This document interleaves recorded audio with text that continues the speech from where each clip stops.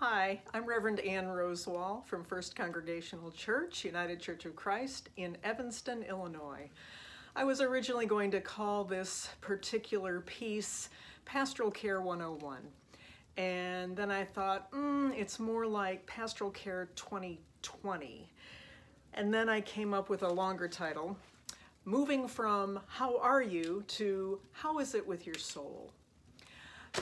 It's very difficult in these days to switch how it is that we are communicating with each other.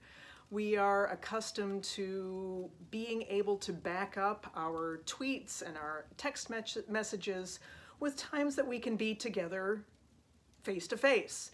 That combination of things, excuse me, helps to enhance how it is that we are relating to each other and connecting and being family, being friends. But now we are limited in our ability to be together, to express our affection for one another.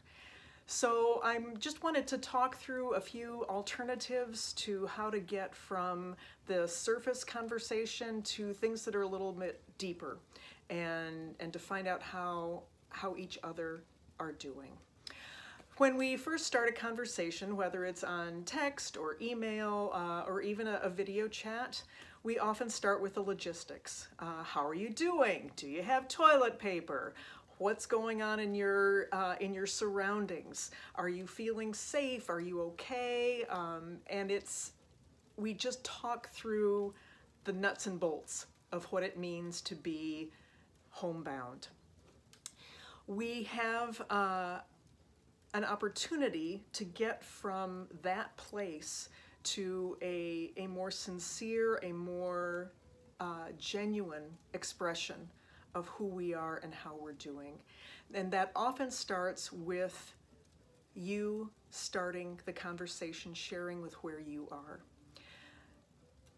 Just get into it. It is something that I learned as a chaplain. When you know you only have 10 minutes with someone, that you just get right to the point.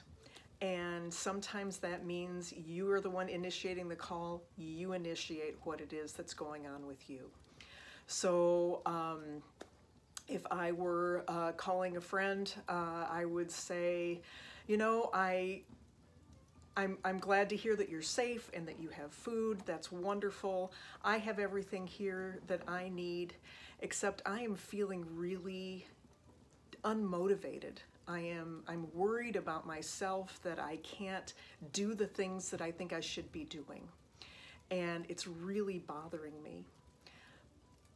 By saying things like that, we're opening a door to a more genuine connection with each other. Because once I'm able to say out loud what it is that is going on deeply within me, I can then more easily say, how is it for you? What is it that's going on for you? What hurts? What is feeling vulnerable? What are you missing? Things like that. And from those places of sharing the difficulty and the challenge and the suffering. There is suffering, even in if you may be in a very privileged place, there is still an element of suffering that is going on. So moving from there to then saying, how is it that you're coping at a time like this? I'm finding that it is helpful to turn off the news and turn on music. It's a simple thing, but to share that with someone else, to say, in order to calm myself and reassure myself that it's going to be all right, that everyone is doing the best that they can, and music helps me to get to that place. And then ask that other person, what is it that is giving you resilience? You may be talking to someone who is accustomed to living alone or is homebound and say, you've been doing this for a long time. What suggestions do you have to keep me feeling hopeful, to contribute to patience? And Another way to get at that kind of concept is to ask each other, where have you experienced God in these last days? Where is it that you are experiencing or feeling or thinking that whether you resonate with God as creator or a spirit of love or an inner goodness, or the Christ of resurrection, how is it that you are experiencing those realities of divinity in your life right now?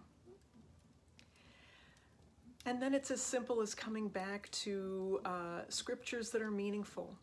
One of the scriptures that is one I often turn to, and I'm going to show you what I have usually hanging in my office that I've brought home with me. This is a plaque about the fruits of the Spirit.